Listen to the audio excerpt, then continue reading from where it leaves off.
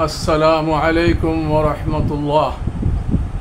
সম্মানিত দেশবাসী, দেশে এবং প্রবাসে যে প্রান্ত থেকে আমার লাইভ দেখতেছেন, আমি হাফিজ মাওলানা ওয়াহিদুজ্জামান কাসেমি তাহরিকে ইনসাফের পক্ষ থেকে আন্তরিকভাবে মুবারকবাদ জানাচ্ছি এবং অনুরোধ করতেছি আমার লাইভটা যারা দেখবেন মেহরবানি করিয়া সাবস্ক্রাইব করিয়া শেয়ার করিয়া বন্ধু বান্ধবর মধ্যে ছড়াইয়া দেবেন, এই আশা ব্যক্ত করিয়া আমি জরুরি আজকে একটি লাইভে আসছি।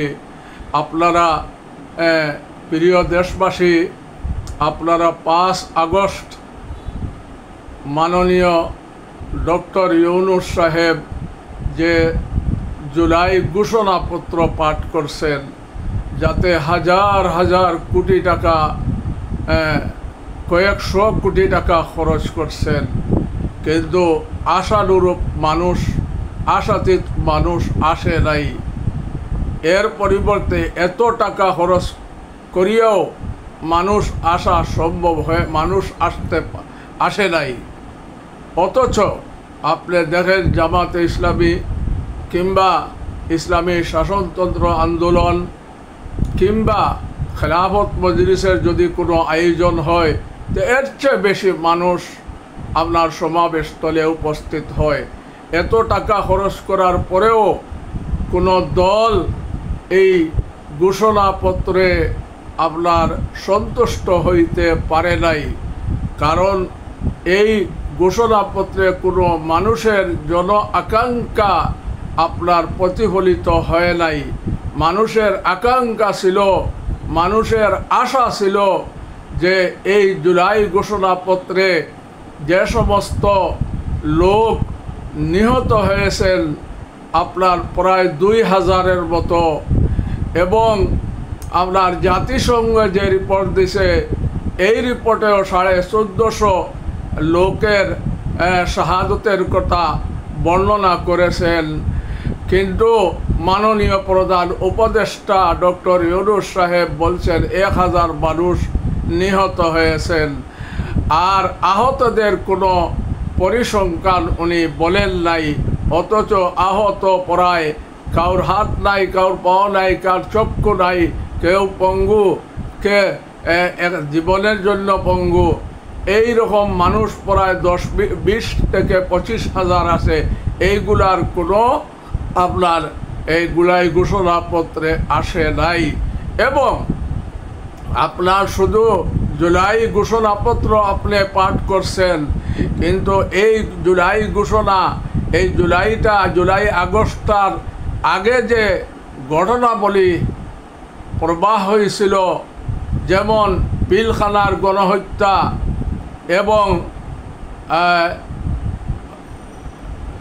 আপনার শাপলা চত্বরে নিরীহ উলামায়ে কেরাম ছাত্রদের গণহত্যা, এবং আপনার এই মোদি বিরোধী আন্দোলনে গণহত্যা, মরহুম সাঈদী সাহেব রাহিমাহুল্লাহর ফাঁসির রায়ের দিন আপনার প্রায় 200 আপনার জামাতে ইসলামীর লোক গণহত্যা হয়েছে। এইগুলার কোনো আপনার ঘোষণাপত্রে আসে নাই। এবং শুধুমাত্র জুলাই আগস্টের গণহত্যার কথা উনি আপনার সামান্য পরিমাণে প্রকাশ করছেন। এই জন্য আমরা অত্যন্ত মর্মাহত এবং দুঃখিত। আমাদের আশা ছিল যে এই ঘোষণাপত্র সাথে সাথে আপনার এই শুধু ঘোষণা নাই, এইটা একটা দলিল, এইটা আপনার একটা দলিল হিসাবে আপনার পেশ করবেন, যেইটা আপনারা বৈধতা দিয়া এরপরে আপনার প্রধান বিচারপতির মাধ্যমে এইটারে আইনি বৈধতা দিয়া আপনার এইটাকে ফাঁস করাইবেন। যেভাবে আপনি আপনার এই 8 তারিখ আগস্টে গত বৎসরের 8 তারিখ যে ঘোষণাপত্র যে আপনি দায়িত্বভার নিয়েছেন, তখনও রাষ্ট্রপতির মাধ্যমে আপনাকে দায়িত্বভার দেওয়া হয়েছে, আপনি কিন্তু প্রধান বিচারপতির মাধ্যমে এইটা সংশোধন হইয়া আপনি প্রধান উপদেষ্টা এবং অন্তর্বর্তী সরকার গঠিত হয়েছে। আমাদের আশা ছিল যে এইটাই জুলাই ঘোষণাপত্রের সাথে সাথে জুলাই সনদটাও পেশ করবেন, যে জুলাই সনদে এই সমস্ত শাপলা তাকি নিয়া, পিলখানা হত্যা তাকি নিয়া, মোদী বিরোধী আন্দোলনের হত্যা তাকি নিয়া এবং জুলাই আগস্টের হত্যা পর্যন্ত সম্পূর্ণ আপনি ডিটেলস আপনার বলবেন এবং এইগুলার বিচার, এইগুলা কিভাবে করা যায়, যারা দোষী তাদের বিচার অনতিবিলম্বে কার্যকর করা হবে, এইগুলার কোনো আপনার ঘোষণা জুলাই ঘোষণাপত্রে আসে নাই। এই জন্য মাননীয় প্রধান উপদেষ্টা এবং অন্তর্বর্তী সরকারের আপনার দায়িত্বশীলদের কাছে আবদার জানাইতেছি, আপনি অনতিবিলম্বে জুলাই সনদটা পেশ করেন। যে জুলাই সনদ এইটাই বাংলাদেশের সংবিধান হবে, যে সংবিধানে এই সমস্ত যারা শাহাদত বরণ করেছেন তাদের আপনার নাম থাকবে এবং যারা আহত হয়েছেন তাদেরও নাম থাকবে এবং তাদের পুনর্বাসন করার ব্যবস্থা থাকবে। যারা শাহাদত বরণ করেছেন তাদেরকে 30 লক্ষ টাকা করে দেওয়া হবে। এইটারও আপনার ঘোষণা জুলাই সনদে থাকার প্রয়োজন ছিল, কিন্তু আপনি শুধু জুলাই ঘোষণাপত্র পাঠ করছেন কিন্তু জুলাই সনদটা পাঠ করেন নাই। এইগুলা শোনার জন্য মানুষ অপেক্ষা করে নাই। আর এই জুলাই ঘোষণা দিয়া আপনি নির্বাচন করতে পারবেন না, কারণ আপনি অনতিবিলম্বে জুলাই সনদ পেশ করেন, যেখানে আপনার আর্মির লোক হোক বা পুলিশের লোক হোক বা বিজেপির লোক হোক, যারা দোষী এদেরকে বিচার কাজ অনতিবিলম্বে করতে হবে এবং যারা নিহত হয়েছেন তাদের ক্ষতিপূরণ আপনার নির্বাচনের আগে দিতে হবে এবং যারা আহত তাদেরকেও তাদের পরিবারকে পুনর্বাসনের ব্যবস্থা আপনার নির্বাচনের আগে দিতে হবে এবং আপনি জুলাই সনদরে আপনার 15 দিনের ভিতরে তৈরি করিয়া আপনি আবার জনসম্মুখে শুনাইয়া দেন। আর না হয় মানুষ, যে সমস্ত দল শুধু বিএনপি বাদে পরে সব দল আপনার এই ঘোষণাপত্রে মর্মাহত, কেউ আপনার এই ঘোষণাপত্রে অ্যাকসেপ্ট করে নাই, গ্রহণ করে নাই। এই জন্য আমি আপনাকে অনুরোধ জানাইতেছি, যদি আপনি এবং আপনার এই ঘোষণাপত্রে সংস্কার করারও কোনো প্রয়োজন সংস্কারের কোনো লেখা হয় নাই, বিচারের কথাও লেখা হয় নাই, নির্বাচনের কথা শুধু আপনি প্রকাশ করছেন যে ফেব্রুয়ারিতে হবে। আমরা ফেব্রুয়ারিতে আপনার নির্বাচন মানি না, কারণ এর ভিতরে এই সমস্ত গণহত্যাকারীর বিচার করতে হবে। এই যে এখন যে আরেকটি সমস্যা দেখা দিছে, আপনার বঙ্গবন্ধু গেরিলা বাহিনী তৈরি হয়েছে, এদের সবাইকে আপনার চিরুনি অভিযান চালাইয়া বাংলাদেশের আনাচে কানাচে যেখানে আছে এদের সবাইকে আপনার আইনের আওতায় আনতে হবে। এদেরকে আইনের আওতায় না আনিয়া আপনি নির্বাচন করতে পারবেন না। এবং আপনার যে পুলিশদেরকে আমরা বলছিলাম যে 50,000 পুলিশ আপনি নিয়োগ দেন, এদেরকে দিয়া আপনি নির্বাচন করাইবেন, আপনি পুলিশও আপনার নিয়োগ দেন নাই। বর্তমানে যে পুলিশগুলা আছে এদেরকে দিয়ে আপনি নির্বাচন করাইতে পারবেন না, অসম্ভব। এই জন্য মেহরবানি করিয়া আপনাকে অনুরোধ জানাইতেছি, আপনি 15 দিনের ভিতরে জুলাই সনদটা প্রকাশ করেন। আর জুলাই সনদে এই দেশ কিভাবে চলবে, 72টি সংবিধান বাতিল হবে এবং নতুন সংবিধান তৈরি করিয়া এই দেশ কিভাবে চলবে, ইসলামী তরিকায় চলবে, মদিনার সনদে চলবে, এইটার ঘোষণা আপনি জুলাই সনদে 15 দিনের ভিতরে আপনি প্রকাশ করতে হবে, নতুবা দেশে একটা অরাজকতা সৃষ্টি হবে। দেশে এখনো লুকিত হাজার হাজার ফ্যাসিস্ট সরকারের দোসর লুকিত আছে, তাদেরকে আপনি গ্রেফতার করতে পারেন নাই। আপনি আপনার ম্যাজিস্ট্রেসি পাওয়ার দিয়া যৌথ বাহিনীকে নামাইছেন, কিন্তু এখনো অস্ত্র উদ্ধার হয় নাই, সমস্ত ফ্যাসিস্টদেরকে গ্রেফতারও করতে পারেন নাই। এবং এই যে আয়নাগরে ঘর তৈরি করছিল তার কথাও আপনি প্রকাশ করে নাই। আপনি জুলাই সনদে এইগুলোও প্রকাশ করতে হবে। এই জন্য মেহরবানি করিয়া আপনি যে জুলাই ঘোষণাপত্র দিছেন এইটাকে আপনার ফেলিয়া আপনার এনসিপির লোক 5 জন বড় বড় লিডার তারা কক্সবাজারে চলিয়া গেছে। এই আপনার এই জুলাই সনদটা ঘোষণাটা দেখিয়া তারা রাজি হয় নাই, তারা তাদের সন্তুষ্ট হয় নাই। এই জন্য আপনার এই ঘোষণাপত্রের দিন তারা উপস্থিত ছিল না।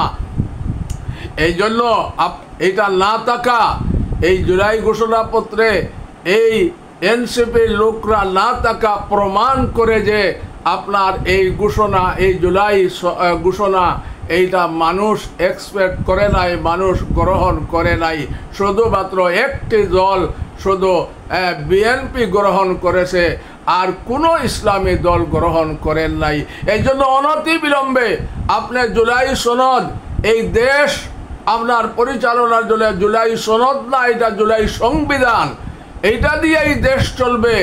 এই সমস্ত কারিকুলাম আপনি সবার ঐক্যমত নিয়ে আপনি করতে পারবেন না। আপনি যে 6টা কমিশন করছেন, এই কমিশনের যে রিপোর্টগুলো আছে এইগুলা আপনি বসিয়া আপনার উপদেষ্টাদেরকে নিয়ে আপনি মোটিফাই করিয়া এইগুলা আপনি মানুষকে ঘোষণা করিয়া দেন। আর ঘোষণা দিয়া আপনার অন্তর্বর্তী সরকারের উপদেষ্টাগণ সিগনেচার করিয়া বৈধতা দিয়া আপনি এটাকে পাঠাইয়া দেন প্রধান বিচারপতির কাছে। আর প্রধান বিচারপতি এইটাকে আইনি বৈধতা দিয়া আপনি সংশোধন করিয়া আইনি বৈধতা দিয়া রাখেন। তখন কি হবে, পরবর্তী যে নির্বাচিত সরকার আসবে এই জুলাই সনদটারে আপনার বাতিল করতে পারবে না। 2 নম্বর কথা, যে ইসলামী দলগুলাকে আমি বলতেছি, বিশেষ করিয়া আপনার জমিয়ত উলামায়ে ইসলাম, আপনারা ঐক্য থেকে বাইর হইয়া গেছেন, গিয়া বিএনপির লোকে যোগ দিতেছেন। আমরা পরস্পর শুনতেছি, আপনাদের পায়ে জুড়ে কর জুড়ে আপনাদের অনুরোধ করতেছি, আপনারা ঐক্য গঠন করেন সব ইসলামী দলকে নিয়ে। আপনারা যে সব দল ইসলামী দলকে নিয়ে ঐক্য গঠন করেন, যে দেখবেন ইসলামী দল ছাড়াও বাকি যে ছোটো ছোটো দলগুলি আছে সব আপনাদের পক্ষে আসবে।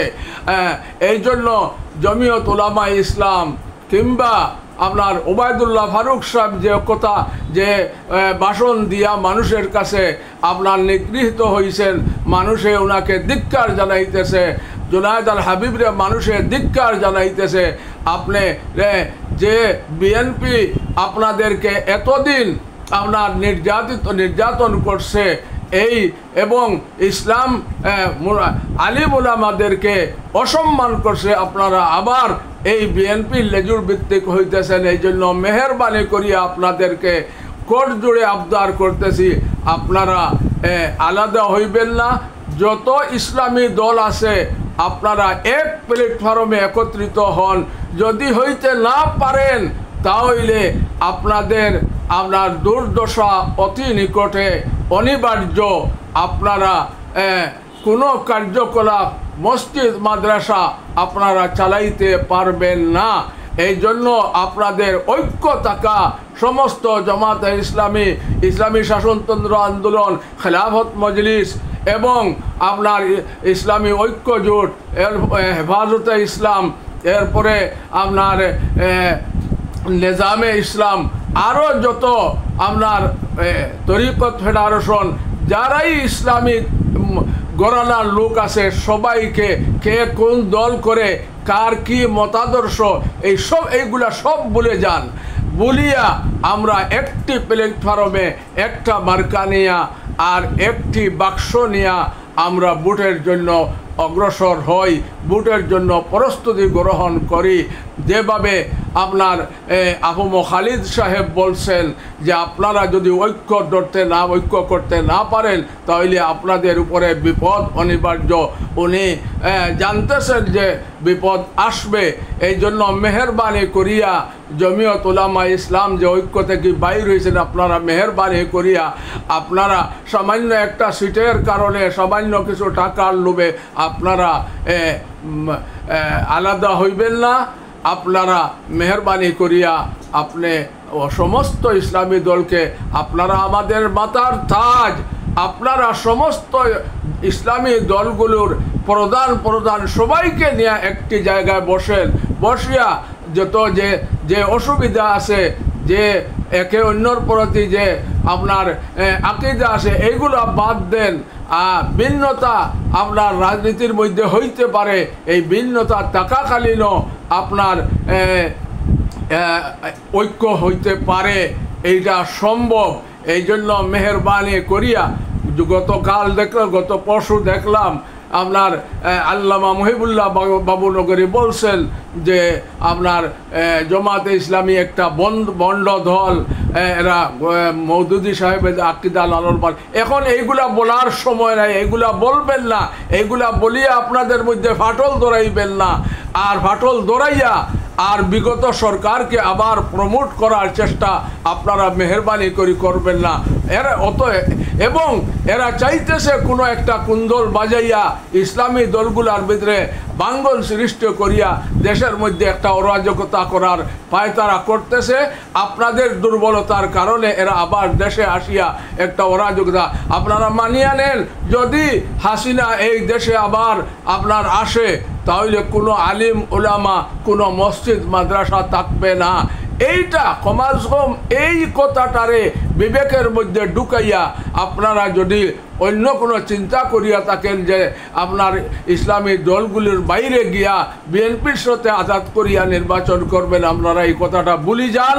আমাদের কথাগুলা আপনার শুনেন, আমাদের কথাগুলা আমাদেরকে না হয় আমাদেরকে বুঝান কি জন্য আপনারা বাইরে হইতেছেন। আপনাদের কাছে উলামায়ে কেরামের কাছে আপনারা আমাদের মাথার তাজ, আপনারা ঐক্য গঠন করেন। আপনার সব ইসলামী দলগুলার আপনার বড় বড় যে লিডার আছেন এক জায়গায় বসিয়া মীমাংসা করিয়া একটা মার্কা আর একটা বাক্স আপনার বাক্সে নির্বাচন করার জন্য আপনারা প্রস্তুতি নেন। এই আবদার আপনারা খেদমতে রাখিয়া আমি তাহরিকে ইনসাফের পক্ষ থেকে হাফিজ মৌলানা ওয়াহিদুজ্জামান কাসেমি সিলেট থেকে আপনাদেরকে আবদার জানাইতেছি আর অনুরোধ করতেছি আমার লাইভটা সাবস্ক্রাইব করিয়া শেয়ার করিয়া ছড়াইয়া দিবেন।